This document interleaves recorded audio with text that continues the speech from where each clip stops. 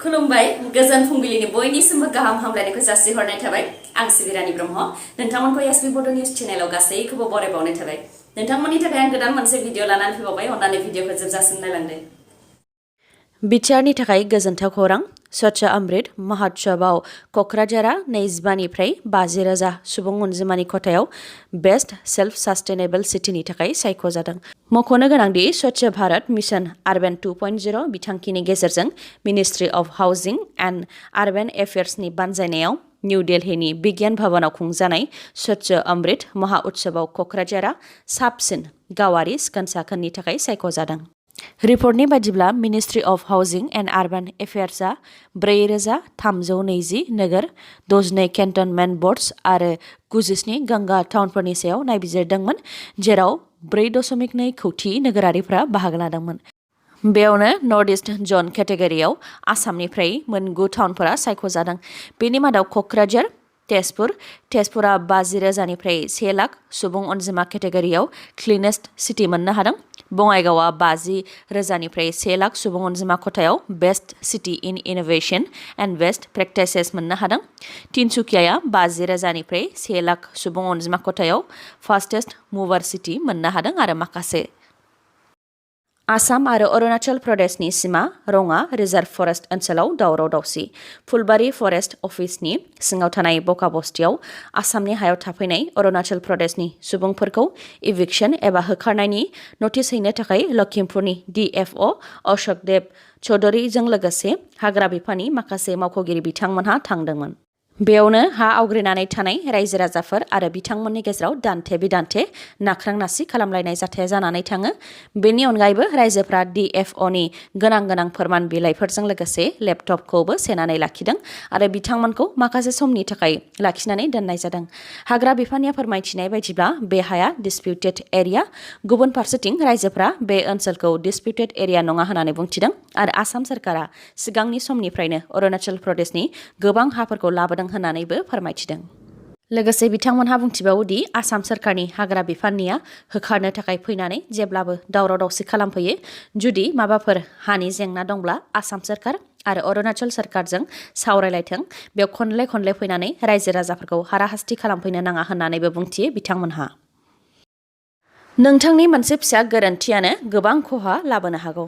माइ दुब्लि सेराव दाखोर सावनायनि थाखायनो 50 बिघानिबो बांसिन आबाद फोथारनि माइआ खामजोबनानै सेवहांगार जादों। बे जाथाया नलबारि सामथानि दांगापारा फोथाराव जादों।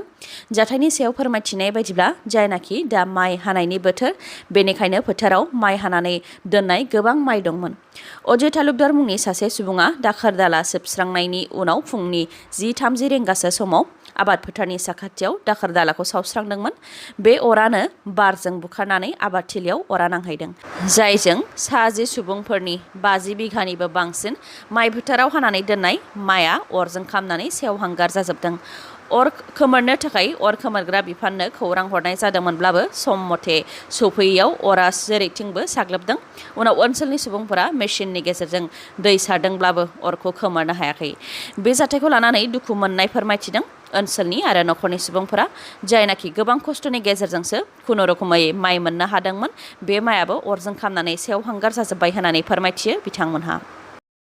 बिश्वनाथ आरो सनितपुरनि बर'फोरखौ बर'नि माखासे दैदेनगिरिफ्रा मोनफ्रोमबो बिसायख'थिनि समफोरावल' गावसोरनि नांगौ बायदियै बाहायबोदों। नाथाय बिथांमोनहा संबिधानिक हिसाबै बिश्वनाथ आरो सनितपुर ओनसोलनि थागिबिफोरनि जि मोननो गोनां मोन्थाय बेखौ लाबोनो हायाखै होननानै बुंथियो बारग' NDFBनि दैदेनगिरि आरो दानि MCLA प्रेस मुसाहारि बिथाङा फोरमायथिदों दि बर' हारिनि थाखाय सोमावसारनायाव बिश्वनाथ आरो सनितपुरनि बर'फोराबो गुबुन बर'फोरनिफ्राय उन नङा। बिथांमोनहा थांनाय 1989 मायथाइनिफ्रायनो बर'फोरनि थाखाय गोबां सोमावसारबोदों आरो गोबां मुंख्लं जानो गोनां जादों। नाथाय दिनैसिम बर'फोरनि गेजेराव BAC BTC आरो BTR मोनथाम गोरोबथा जानानै थांबाय अब्लाबो बिथांमोनहा दासिमबो BTRआव सोसनजायाखै। जेब्लाबो थालांबाय थानो गोनां जायो आरो बेफोर जोंनि माखासे दैदेनगिरिफोरनि गोरोन्थिनि थाखायनो जादों होननानैबो फोरमायथियो बिथाङा। लोगोसे जोंनि माखासे दैदेनगिरिफोरा बिसायख'थिनि समावल' माब्लाबा कंग्रेसनो आरो माब्लाबा बिजेपिनो भट होनो थाखाय खावलायफैयो आरो बेबायदिनो बिश्वनाथ आरो सनितपुरनि रायजो राजाफोरनि मददाव दैदेनगिरिफ्रा देरहासार जालांनो हायो। नाथाय जोंनि माखासे दैदेनगिरिफ्रा जुक्तिजों सावरायनानै बे ओनसोलनि बर' रायजो राजाफोरनि मोनथायखौ लाबोनो हायाखै। बेनिखायनो बिसायख'थिनि समाव बे ओनसोलनि बर' रायजो राजाफ्रा बाहायजानो नांला होननानैबो बुंथियो बिथाङा। दा बिटिआर गोरोबथानि गेजेरजों बिश्वनाथ आरो सनितपुरखौ बिटिआर ओनसोलाव सोसनजागोननि मोनसे आसा दङ। नाथाय बे खेबावबो थालांबावोब्ला बिथांमोननि सिमाङा थेर बेथेर जागोन होननानै फोरमायथियो एमसिएलए प्रेस मोसाहारि बिथाङा।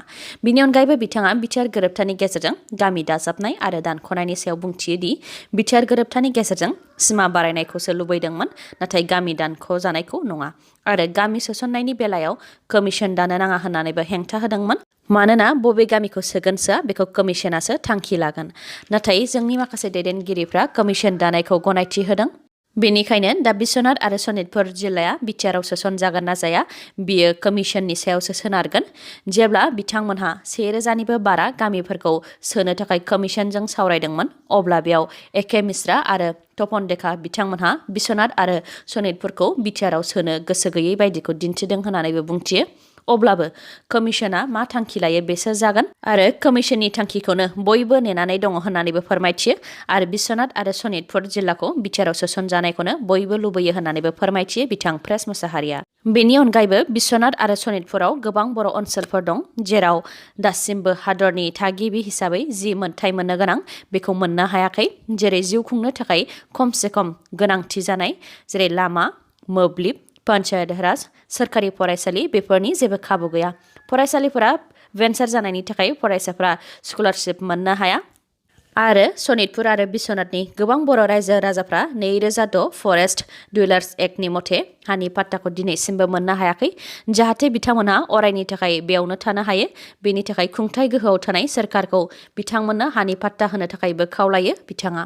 बिश्वनाथ आरो सनितपुरनि जेंनानि सायाव बुंथिनायनि अनगायैबो बिथाङा बुंथिबावो दि 14 सेप्तेम्बरखौ बारग' एनडिबिफोरनि मुंख्लं सान फालिनाय जायो, जाहाथे मोनसे जायगायावनो मुंख्लंफोरखौ जयैनो सिबिनो हायो आरो मुंख्लं सान फालिनो हायो। बेनि थाखाय जायगानि गोनांथि दङ आरो बेखौ लानानै सोरखारजों सावरायलायनाया जागासिनो दं होननानैबो फोरमायथियो बिथाङा। बिपिएफ दोलोआ दोलोखौ गोख्रों खालामफिननो थाखाय साखाफारा जादों।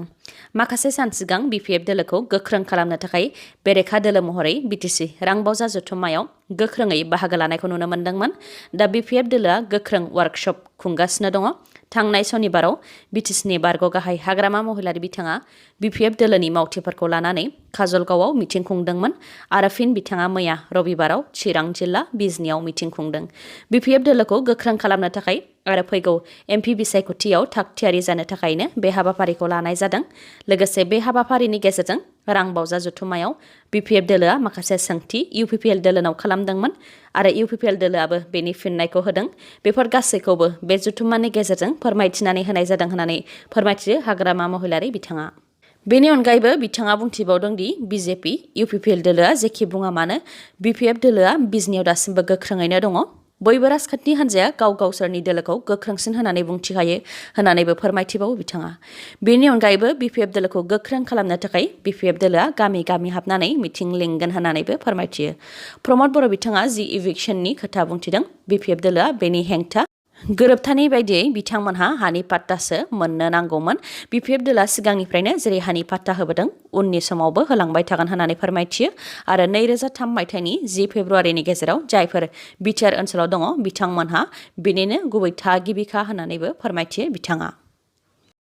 गथ' फाननायनि दायाव 60 एरेस्ट खालामदों हावड़ा सिटी पुलिसआ। थांनाय 2.5 बोसोर सिगां एनजिअ क्रेडेल बेबी सेन्टारनिफ्राय खांनो लाबोजानाय गथ'आ नखरनि बिमा बिफानो एनजिअ क्रेडेल बेबी सेन्टार, जेराव बिमा बिफा गैयै गथ'साफोरखौ लाखिनाय जायो, बे एनजिअआव गाज्रि खामानि जानायनि सोमोन्दै फोरमायथिदोंमोन। बेखौ लानानै गथ'सानि नखरनि गाहाया पुलिस थानायाव अजद दैखांनायाव हावड़ा सिटी पुलिसआ सोनाब बंग'नि सालकियायाव थानाय क्रेडेल बेबी सेन्टाराव रेड खालामदोंमोन। बे रेड खालामनायाव हमनो मोन्दों एनजिअआव गथ'साफोरजों गाज्रि खामानि जानायनि अनगायैबो गथ'साफोरखौ फानहरनाय जायो। बे दायाव एनजिअनि 60खौ एरेस्ट खालामदों। 60नि मादाव सासे आइजो आरो सासे सोनाब बंग'नि सिभिल सार्भिस अफिसियेलबो दङ। दुथांफोरखौ एरेस्ट खालामनो हानायनि अनगायैबो हावड़ा सिटी पुलिसआ 20 गथ'साफोरखौबो रैखा खालामनो हादों। आसामाव आसाम सोरखारा 1 लाख लाइमोनफोरनो साख्रि होनो जि थांखि लादों। बेखौ गोख्रैथिजों मावनो थाखाय 3rd ग्रेड आरो 4th ग्रेड साख्रिनि थाखाय आलादा रिक्रुटमेन्ट कमिसन दानानै होदों। रायजोनि गुबुन गुबुन बिफानाव गासै 1 लाख साख्रियाव थिसननायनि जि थांखि बेखौ लानानै रायजोनि सिनियर अफिसियेलफोरजों डक्टर हेमन्त बिश्व शर्मा बिथाङा सावरायलायदोंमोन।